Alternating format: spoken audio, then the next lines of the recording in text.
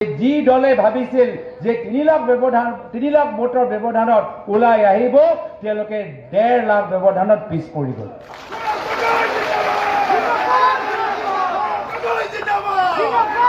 এয়া হ'ল আমাৰ অসমীয়া মানুহৰ পৰিচয়। মনত আছেনে চৰকাৰে কৈছিল আহক আহক ওলাই আহা, নাচি নাচি ওলাই আহা, গছ পুলি ৰোৱা, 10,000 টকা লৈ যোৱা। প্ৰত্যেক গাঁৱত মহিলাই নাচি নাচি ওলাই আহিলে। এটা কোনে কোনে গছ পুলি ৰুলে হাত দাঙি দিয়কচোন। এটা 10,000 টকা কোনে পালে হাত দাঙি দিয়কচোন। এয়া হ'ল বিজেপি, এয়া হ'ল বিজেপি দলৰ পৰিচয়। এতিয়া কথাটো হ'ল যে মানুহে গম পাই গৈছে, পুৰুষে গম পাই গৈছে, যুৱকে গম পাই গৈছে যে যি বিজেপি দলে কোটি কোটি চাকৰি দিয়া কথা কৈছিল তেওঁলোকে নোৱাৰিব। পুৰুষসকলে গম পাই গৈছে যে যি বিজেপিয়ে কৈছিল যে জাতি মাটি ভেটি তেওঁলোকে লৈ তেওঁলোকে কাম কৰিব, নাই কৰা। কিন্তু আইসকলক আপোনালোকক বিনম্ৰভাৱে অনুৰোধ জনাইছোঁ, সজাগ হওক। অমৃত কলৰ পইচা পালে নেকি? নাই পোৱা। অমৃত কলৰ পাইছে নেকি? নাই পোৱা।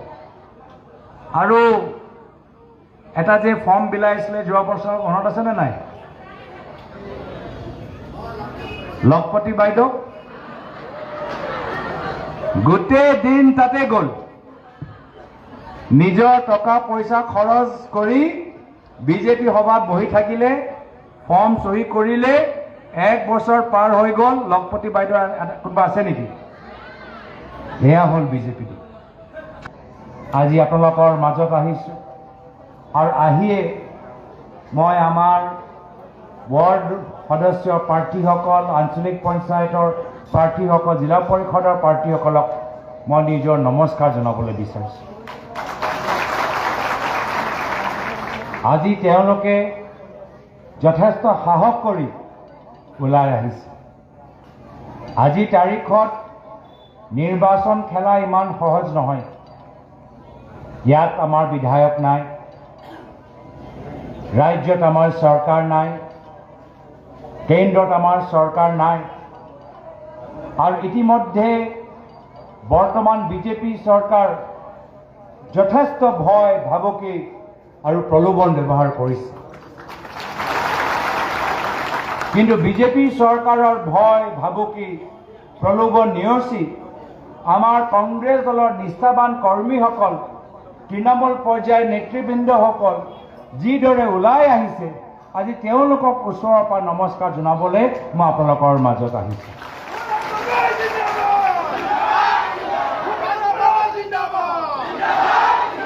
কংগ্ৰেছ দল এটা সাধাৰণ দল নহয়।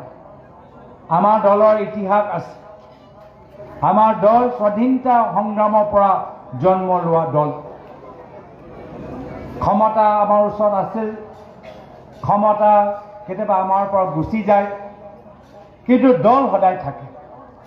আৰু আমাৰ দলৰ এটা বিশেষ পৰিচয় হ'ল যে আমি সদায় পৰিয়ালৰ দৰে থাকোঁ। অন্যান্য দলৰ দৰে আমাৰ মাত্ৰ আমি দলৰ ভিতৰত মাত্ৰ সংগঠন হিচাপে নহয়, মাত্ৰ সংগঠক হিচাপে আমি নাথাকোঁ। আমি এটা ডাঙৰ বৃহত্তৰ পৰিয়ালৰ সদস্য হিচাপে আমি থাকোঁ। এয়া হ'ল কংগ্ৰেছ দলৰ চিনাকি।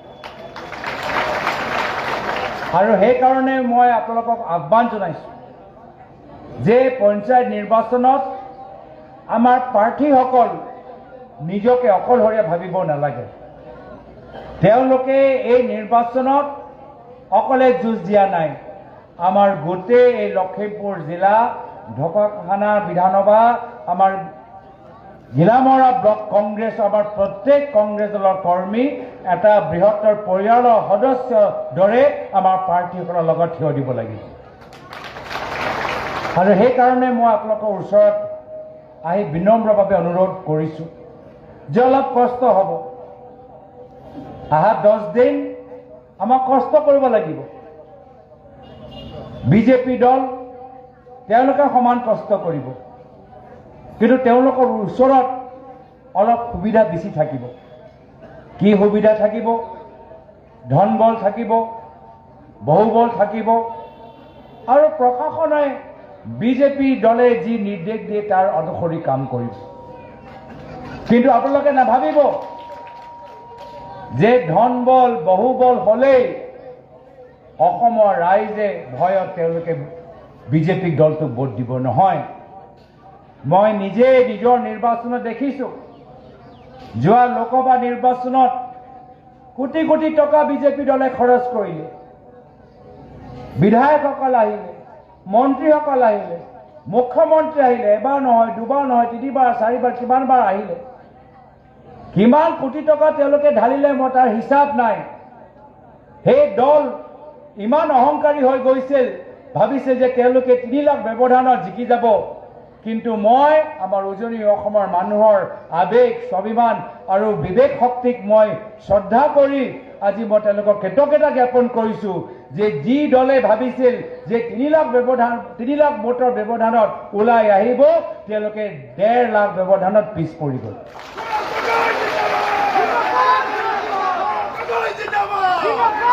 এয়া হ'ল আমাৰ অসমীয়া মানুহৰ পৰিচয়। ধন বল বাহুবল হলে নহব, মাত্ৰ প্ৰশাসনৰ পুলিচৰ চেহেৰা দেখালে নহব। অসমীয়া মানুহ সাহসী মানুহ, আৰু সেইকাৰণে মই আপোনালোকক অনুৰোধ জনাইছোঁ যে এই 10 দিন যদি আপোনালোকে কষ্ট কৰে, আপোনালোকক চাই অসমৰ জনসাধাৰণে সাহস পাব, ঢকুৱাখানা অঞ্চলৰ মানুহবোৰ সাহস পাব। আৰু এবাৰ যদি ৰাইজে সাহস পায়, ৰাইজৰ মাজৰ পৰা আমি বিজেপি দলৰ ভয় ভাবুকি নাইকিয়া কৰি দিব পাৰোঁ, তেতিয়া আপোনালোকে চিন্তা নকৰিব, ৰাইজৰ আশীৰ্বাদ কংগ্ৰেছৰ লগত থাকিব। আৰু আমাৰ প্ৰতিনিধিসকলক কৈছোঁ যে অহা 10 দিন গোটেইখিনি অভাৱ আপোনালোকে যদি পাহৰি যায়, কষ্ট কৰে, যিমান আপোনালোকৰ ক্ষমতা, যিমান আপোনালোকৰ সামৰ্থ্য গোটেইখিনি লৈ যদি কষ্ট কৰে, অহা 5 বছৰ ৰাইজৰ মাজত এজন পঞ্চায়তৰ প্ৰতিনিধিৰ দৰে আপোনালোকে কাম কৰিবলৈ এটা সুযোগ পাব।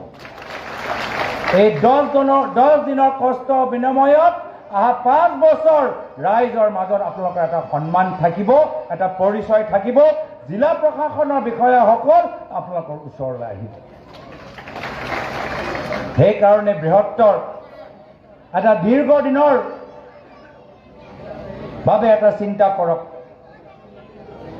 আৰু ইতিমধ্যে অসমৰ জনসাধাৰণ ক'বলৈ আৰম্ভ কৰিছে যে বৰ্তমানৰ বিজেপি চৰকাৰৰ অহংকাৰ ইমান বাঢ়ি গৈছে, এতিয়া অসমৰ মানুহৰ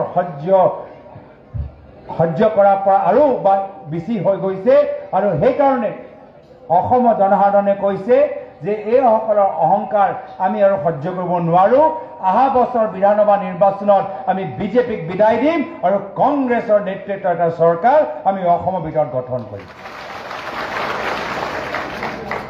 ইমান অহংকাৰ, ভাবিছে ক্ষমতা সদায় তেওঁলোকৰ লগত থাকিব, আৰু ক্ষমতা ইমান মূৰত সোমাই গৈছে যে সাধাৰণ মানুহক এতিয়া ভাবুকি দিবলৈ আৰম্ভ কৰিছে। নিৰ্বাচনৰ সময়ত সাধাৰণ মানুহৰ ওচৰত আহি আঁঠুকাঢ়ি তেওঁলোকে সেৱা কৰিব, আৰু এতিয়া যেতিয়া তেওঁলোকে নিৰ্বাচিত হ'ল, এতিয়া সেই একে মানুহৰ ওচৰত গৈ এতিয়া ভাবুকি দিছে যে খবৰদাৰ কংগ্ৰেছক ভোট দিলে আপোনালোকৰ অৰুণোদয় আঁচনি কাটি দিম। ইমান সাহস ক'ৰ পৰা পালে? এই অৰুণোদয় আঁচনি কাৰ হয়? এইটো বিজেপি দলৰ কৰ্মীসকলৰ ব্যক্তিগত পইচা নহয়, আমাৰ কাম, আমাৰ কষ্ট কৰা অসমৰ মানুহৰ টেক্সৰ পৰা পইচা লৈ এই অৰুণোদয় আঁচনি দিয়া গৈছে।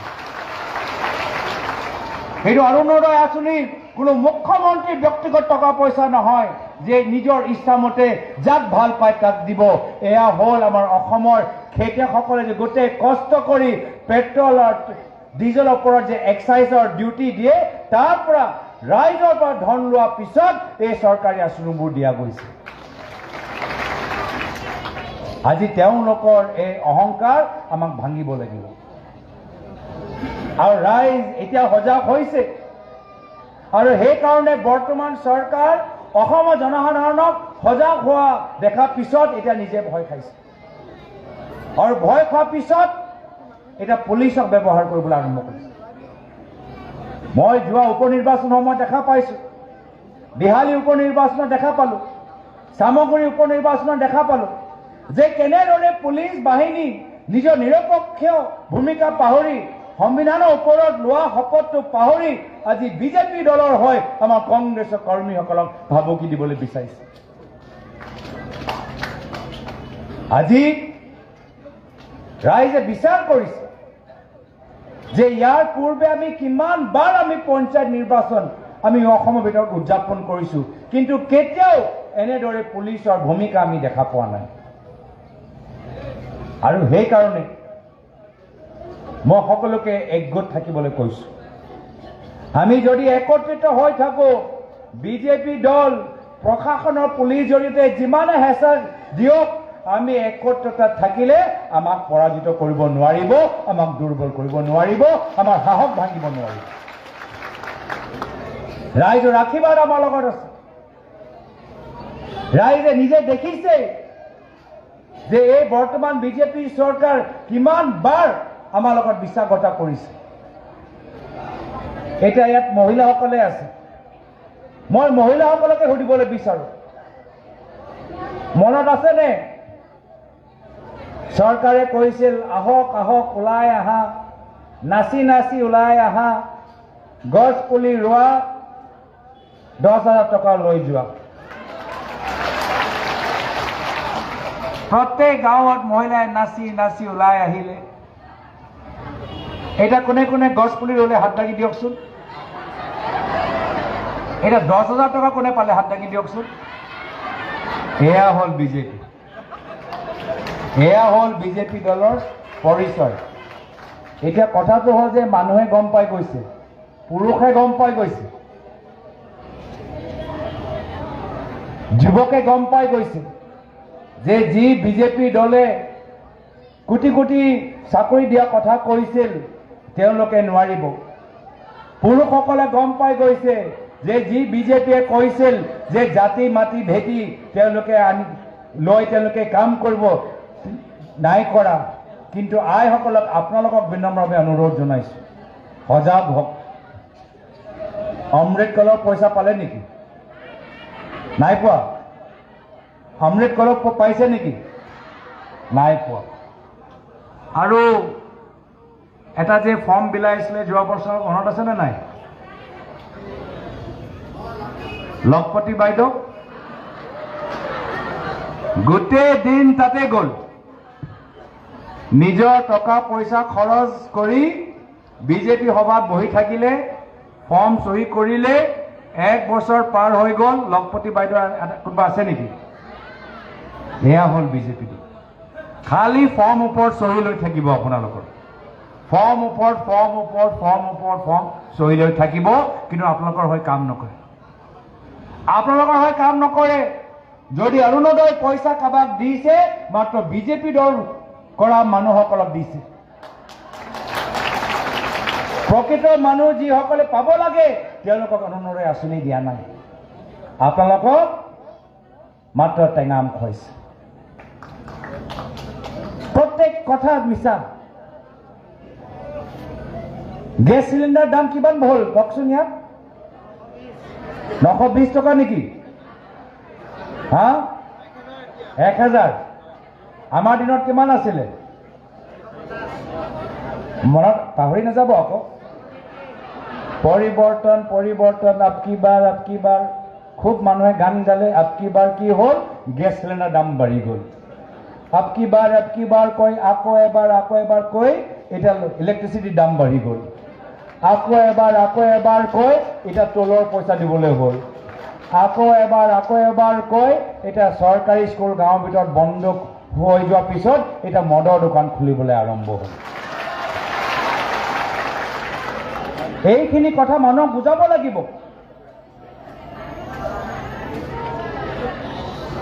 জাতি কোৱাক জাতি লৈ কথা মাত মাতা বিজেপি দল আমাৰ ৬টা জনগোষ্ঠী জনজাতিকৰণ কৰা নাই। জাতি লৈ মাত মাতাই বিজেপি দল আমাৰ কাউন্সিলক সহায় কৰা নাই। আমাৰ যিমানবোৰ আমাৰ ট্ৰাইবেল কাউন্সিলবোৰ আছে, মাতি লৈ মাত মাতাই বিজেপি দল সাধাৰণ মানুহক বসুন্ধৰা আঁচনিৰ জৰিয়তে মানুহক সহায় কৰা নাই, কিন্তু নিজৰ ভাই ককাইক আৰু পৰিয়ালৰ নামত অসমৰ চাৰিওফালে বিঘাৰ বিঘাৰ মাটি আজি তেওঁলোকৰ নামত হৈ গৈছে। ময়ো ক্ষমতাৰ ওচৰৰ পৰা দেখা পাইছোঁ। মোৰ পিতৃ প্ৰয়াত তৰুণ গগৈদেৱ 15 বছৰ অসমৰ মুখ্যমন্ত্ৰী আছিল। 15 বছৰ অসমৰ মুখ্যমন্ত্ৰী, দুবাৰকৈ কেন্দ্ৰৰ চৰকাৰত কেন্দ্ৰ মন্ত্ৰীও আছিলে, কিন্তু ক'তো অসমত মোৰ নামত বাগান লোৱা নাই, ক'তো অসমত মোৰ নামত চেনেল খোলা নাই, ক'তো অসমত মোৰ নামত কিবা প্ৰাইভেট ৰিজৰ্ট কৰা নাই। তাৰপিছত তৰুণ গগৈদেৱ সদায় কৈছিল যে আমি কংগ্ৰেছ দলৰ মানুহ, আমি মহাত্মা গান্ধীৰ দল, আমি ৰাইজক সেৱা কৰিব লাগিব। আৰু বৰ্তমানৰ বিজেপি চৰকাৰে কি কয় যে মইহে মুখ্যমন্ত্ৰী, মই যেতিয়ালৈকে আছো মোৰ ৰাজত্ব অসমৰ ৰাইজে মানিব লাগিব। সেয়া হ'ল পাৰ্থক্য। আমি ৰাইজৰ মাজত এজন সেৱক দৰে থাকিবলৈ বিচাৰো, আৰু তেওঁলোকে ৰাইজৰ মাজত ৰজা দৰে থাকিবলৈ বিচাৰে। এতিয়া বৰ্তমানৰ সময়ত গোটেই চৰকাৰ মাত্ৰ 5জন মানুহৰ কাৰণে কাম কৰি আছে। সেইসকল কোন? হিমন্ত বিশ্ব শৰ্মা ডাঙৰীয়া, পীযুষ হাজৰিকা ডাঙৰীয়া, মানৱ ডেকা ডাঙৰীয়া, জয়ন্ত মল্ল বৰুৱা ডাঙৰীয়া আৰু অশোক সিংহল ডাঙৰীয়া। গোটেই চৰকাৰ এই 5জন মানুহৰ কাৰণে কাম কৰিছে। আৰু যদি কোনোবা এই 5 গৰাকীৰ বিৰুদ্ধে মাত মাতে, তেওঁলোকক এইখন চৰকাৰে জেললৈ পঠাই দিয়ে। যদি সাংবাদিকে প্ৰশ্ন কৰে, তাক জেললৈ পঠাই দিয়ে। যদি আমাৰ কংগ্ৰেছ দলৰ কোনোবাই মুখপাত্ৰই প্ৰশ্ন কৰে, তাক জেললৈ পঠাই দিয়ে। যদি কোনোবা ইউনিভাৰ্চিটি মালিকে প্ৰশ্ন কৰে, তেওঁক জেললৈ পঠাই দিয়ে। যদি কোনোবা জ্যেষ্ঠ সাংবাদিকজনে, জ্যেষ্ঠ অধিবক্তাজনে যদি প্ৰশ্ন কৰে, তেওঁক জেললৈ পঠাই দিয়ে। কিন্তু আমাৰ গাঁৱৰ ভিতৰত যিসকলে কয়লা চিণ্ডিকেট, বালি চিণ্ডিকেট, হিল চিণ্ডিকেট, ড্ৰাগছৰ মাফিয়া, তেওঁলোকক ধৰিব পৰা নাই। পুলিচ আৰক্ষী জোনমণি ৰাভাক কোনে হত্যা কৰিলে আজিলৈকে তেওঁলোকে ধৰিব পৰা নাই। অসমত ইমান উমৰাংচাৰ দৰে ইমান চাৰিওফালে অবৈধ মাইনিং কোনে আৰম্ভ কৰিলে, তাক আজিলৈকে ধৰিব পৰা নাই। এয়া হ'ল তেওঁলোকৰ চৰিত্ৰ। এতিয়া অসমৰ মানুহক আমাক আমাৰ মাজত ভয় সোমাবলৈ চেষ্টা কৰিছে, আৰু অসমৰ জনসাধাৰণে গম পাই গৈছে যে বৰ্তমানৰ বিজেপি দলৰ এই ভয়ৰ ৰাজনীতি যদি কোনোবা শেষ কৰিব পাৰে, সেয়া হৈছে ভাৰতীয় জাতীয় কংগ্ৰেছ পাৰ্টি। সেইকাৰণে আমি হলো অসমৰ মানুহৰ অন্তিম আশা। ৰাইজে আমাৰ ওপৰত ভৰসা কৰে যে কংগ্ৰেছ দল মাত মাতি যাব, কংগ্ৰেছ দল সংগ্ৰাম কৰিব। আৰু মই কথা দিছোঁ, যদি আমি আজি যিদৰে এই সভা আয়োজন কৰাৰ ক্ষেত্ৰত যিদৰে আমি কষ্ট কৰিলোঁ, অহা 12 মাহ যদি আমি একেৰাহে আমি কষ্ট কৰোঁ, আমাৰ লখিমপুৰ জিলাত প্ৰত্যেক বিধানসভা সমষ্টিত আমি বিজয় লাভ কৰিম। কিন্তু আজি এইখন সভা আয়োজন কৰাৰ বাবে যিমান কষ্ট কৰিলোঁ, ইয়াত পৰৱৰ্তী সময়ত যদি আকৌ আমি বহি যাওঁ, আমাৰ লাভ নহ'ব। আমাৰ ওচৰত এটাহে বিকল্প, আমালোকৰ সন্মুখত আমাৰ শ্ৰম। যদি আমি পৰিশ্ৰম কৰিব পাৰোঁ, আমি ফল পাম। কিন্তু যদি আমাৰ নিজৰ মাজতে আমি সংঘাত কৰি থাকোঁ, তেতিয়া তাৰ সুবিধা বিজেপিয়ে লৈ যাব। সেইকাৰণে থাকিব, আমাৰ অভাৱ থাকিব, আমাৰ অভিযোগ থাকিব। মই অভিযোগবোৰ নাকচ কৰা নাই, মই অভিযোগবোৰ মিছা মই ক'বলৈ বিচৰা নাই। দলৰ প্ৰতি সকলৰ আৱেগ আছে, আৱেগিক হোৱা স্বাভাৱিক কথা, আৰু আৱেগিক আমি যিকোনো কথা ক'ব পাৰোঁ। কিন্তু আমাৰ বৃহত্তৰ লক্ষ্য হ'ল যে অহা বিধানসভা নিৰ্বাচনৰ সময়ত অসমৰ ৰাইজক আমি লোকতান্ত্ৰিক আদৰ্শ ঘূৰাই আনিব লাগিব অসমৰ ৰাইজৰ মুখখনৰ ওপৰত তেওঁলোকৰ হাঁহি ঘূৰাই আনিব লাগিব সেয়া হৈছে আমাৰ বৃহত্তৰ উদ্দেশ্য তাৰ বাবে আমি সকলোৱে একগোট হৈ কাম কৰিব লাগিব তো আজি মই ভাল পাইছোঁ যে আজি আমাৰ মানুহবোৰ আমাৰ ওচৰলৈ আহিছে এটা ভাল লক্ষণ মই কৈছোঁ কিন্তু আকৌ কৈছোঁ যে এইখন সভা পিছত আমাৰ বাস্তৱ কামটো আৰম্ভ হ'ব এই সভা আয়োজন কৰা সময়ত যিমান কষ্ট কৰিলোঁ অহা 10 দিন তাতকৈ দুগুণ আৰু বেছি কষ্ট কৰিব লাগিব ঘৰে ঘৰে গৈ আমাক মানুহক বুজাব লাগিব আৰু মই আশাবাদী যে ৰাইজৰ আশীৰ্বাদ আমাৰ লগত থাকিব মই আজি বিশেষ আৰু দীঘলে ক'বলৈ বিচৰা নাই আপোনালোকক চাই মোক নিজৰ প্ৰয়াত পিতৃ প্ৰাক্তন মুখ্যমন্ত্ৰী তৰুণ গগৈদেৱলৈ মনত পৰে